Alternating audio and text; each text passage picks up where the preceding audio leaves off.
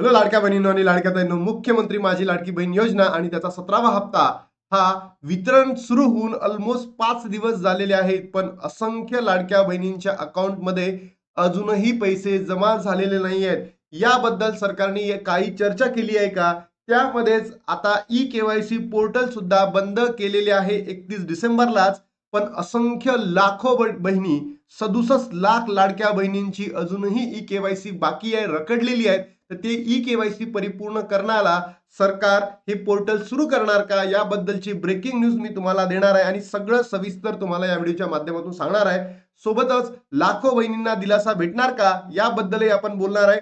आणि पर्यायी व्यवस्था उपलब्ध करावी, कारण की अनेक लाडक्या बहिणी अशा आहेत की त्यांच्याकडे डॉक्युमेंट्स नव्हते, त्या एकल होत्या. त्याचबरोबर पती आहे, वडील आहेत, डॉक्युमेंट्स उपस्थित नव्हते, ते बेपत्ता होते. मग अशा बहिणींनी नेमकं काय करावं?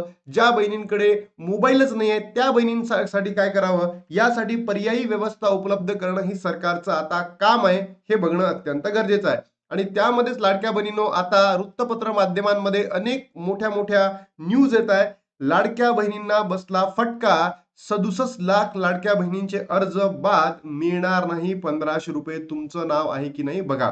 बघा लाडक्या बहिणींनो, ज्या बहिणींना लाभ भेटणार आहे त्या तर खुश असतील, पण विचार करा, ज्या बहिणी पात्र असून देखील त्यांना लाभ भेटत नाहीये, त्या बहिणींच्या चेहऱ्यावरचं दुःख किती भयावह असतील. कारण मी माझ्या आजूबाजूचे जे बहिणी बघतोय, त्या पात्र नसून देखील काही बहिणींचे जे भाऊ आहेत हे सरकारी नोकरीवर आहे, काही बहिणींचे वडील सरकारी नोकरीवर होते, हसबंड सरकारी नोकरीवर आहेत, तरी सुद्धा त्यांच्या अकाउंटला पैसे जमा झालेले आहेत.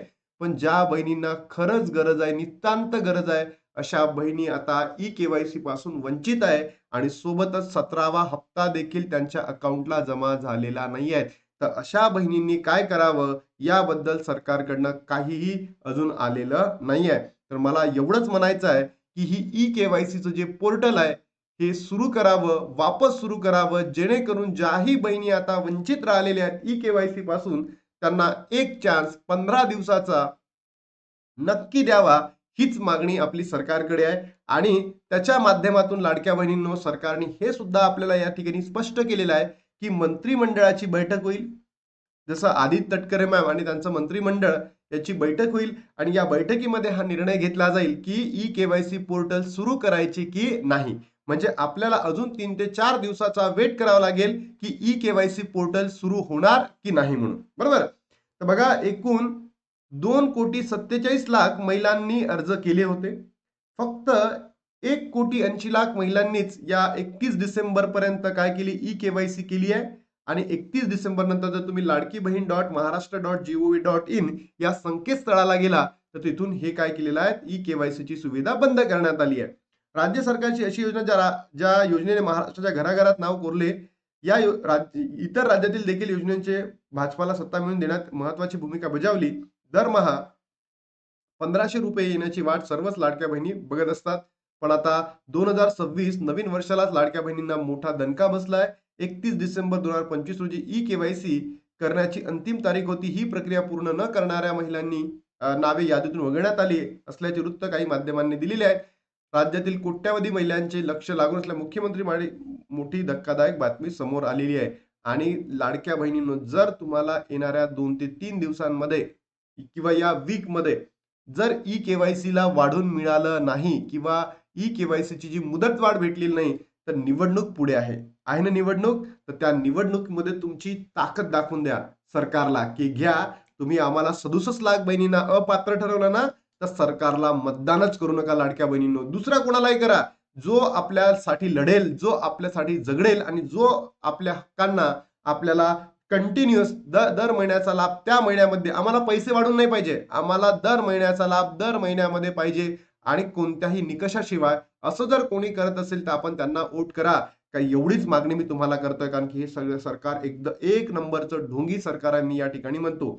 वृत्तांनी दिलेल्या माहितीनुसार ई केवायसी न केलेल्या लाडकी बहीण योजनेत तब्बल 67 लाख महिलांचे नावं वगळण्यात आले आहे. महिलांमध्ये एकच खळबळ उडाली आहे. राज्यातील योजनेसाठी एकूण 2,47,00,000 महिला पात्र ठरल्या होत्या. मात्र प्रशासकीय पारदर्शक राखण्यासाठी आणि गैरप्रकार टाळण्यासाठी 31 डिसेंबर पर्यंत ई केवायसी पूर्ण करणे बंधनकारक होते.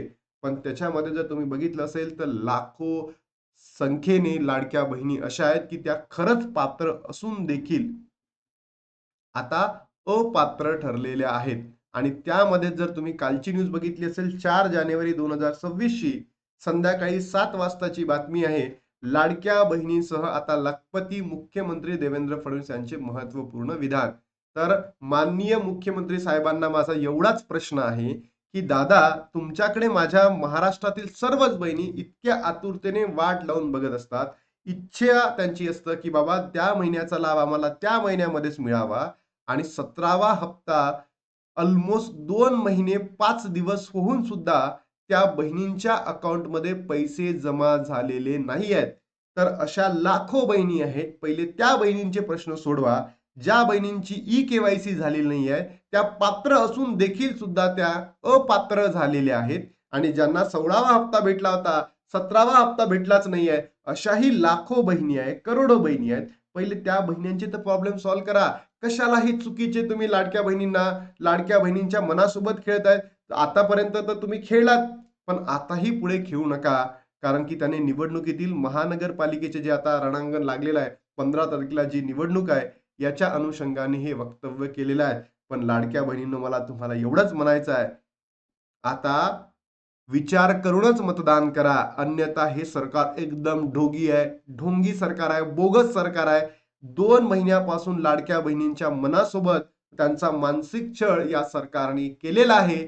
तर लाडक्या बहिणींनो, आता तुम्ही जागं होणं अत्यंत गरजेचं आहे. अन्यथा हे सरकार बोगस आहे, म्हणजे बोगस आहे. बघा, मुख्यमंत्री देवेंद्र फडणवीस म्हणाले, विधानसभा निवडणुकीत महायुतीला 232 जागा मिळाल्या. राज्यात सत्ताधाऱ्यांना एवढ्या जागा मिळाल्या की त्या लाडक्या बहीण योजना बंद करतील असा अपप्रचार विरोधकांकडून केला जात आहे. देवाभाऊ जोपर्यंत मुख्यमंत्री आहे तोपर्यंत लाडकी बहीण योजना बंद होणार नाही. लाडकी बहीण योजना बंद, अरे हो, बंद नकाच करू ना. कोण म्हणताय तुम्हाला बंद करा?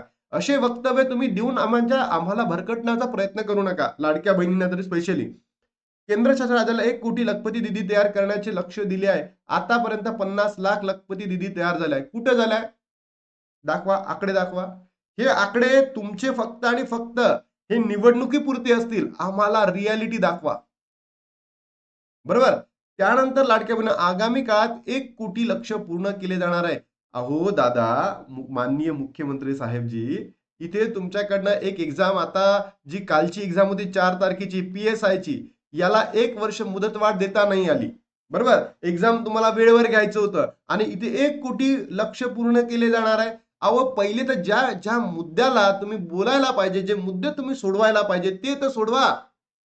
जसं लाडक्या बहिणींनो, ई-केवायसी ला मुदतवाढ अजून द्यायला पाहिजे की नाही, नक्की कमेंट बॉक्समध्ये सांगा. आणि महाराष्ट्रातील तमाम बहिणींपर्यंत व्हिडिओ पोहोचवा. कारण हे जे सरकार आहे, जर आता आपण आवाज उठवला नाही ना, तर आपला आवाज पूर्ण दाबून टाकेल, चिरघळून टाकेल आपल्याला. किती? 15 डेज अजून वाढवायला पाहिजे. ज्या बहिणींना 17वा हप्ता भेटलेला नाहीये, त्यांना कधी हप्ता, म्हणजे आज 5 जानेवारी 6 जानेवारी मध्ये होईल का? अन्यथा आपण सरकारला डायरेक्ट प्रश्न विचारणार आहे, बेछूट प्रश्न विचारणार आहे लाडक्या बहिणींनो, की आमच्या या लाडक्या बहिणींचा लाभ का बरं बंद करण्यात आलेला आहे, सगळंच. आणि RTI सुद्धा आपण फाईल करणार आहे. मी तुम्हाला सांगितलं 7 तारखेला, 7 जानेवारीला RTI आपण केस फाईल करणार आहोत. बघा, हे माझं ऍप आहे GK अकॅडमी. बरोबर? तर तुम्ही GK अकॅडमी प्ले स्टोअरला जा, एकदा डाउनलोड करून बघा. तुम्हाला कसं वाटतं, काय वाटतं, त्याच्यामध्ये तुमचे काही रेकमेंडेशन असतील. इथे मी पॉलिटिकल सायन्स हा माझा ऑप्शनल सब्जेक्ट आहे, मी शिकवतो, तो तिथे तुम्ही बघू शकता. KYC पोर्टल सुरू होणार का? येस, होऊ शकतं. 100% मी सांगणार नाही, पण कारण लाखो बहिणींचा अजूनही लाभ बंद झालेला आहे, कारण की त्यांनी ई-केवायसी केलेली नाही आहेत. अशा बहिणीचा तर डायरेक्टली बंदच होणार आहे. म्हणून सरकारने एकदा विचार करावा. 67 लाख बहिणी आहे, यांसाठी 15 दिवस मुदतवाढ करून द्यावं. कारण की डॉक्युमेंट्स लगेच आणणं हे पॉसिबल नाही आहे. आणि ज्या बहिणी एकल आहे, त्या बहिणींसाठी पर्यायी व्यवस्था उपलब्ध करून देणं, ऑफलाईन ई-केवायसी सुरू करणं, एवढंच करावं, एवढी मी अंतःकरणातून मागणी करतो आदित्य तुमच्याकडे. कारण तुम्ही एक स्वतः महिला आहेत आणि महिलांच्या समस्या तुम्ही जाणू शकता. आता इथे थांबतो आणि भेटतो तुम्हाला नवीन व्हिडिओमध्ये. तोपर्यंत जय हिंद, जय महाराष्ट्र, जय श्रीराम. लाडक्या बहिणींनो, महाराष्ट्रातील तमाम बहिणींपर्यंत व्हिडिओला पोहोच.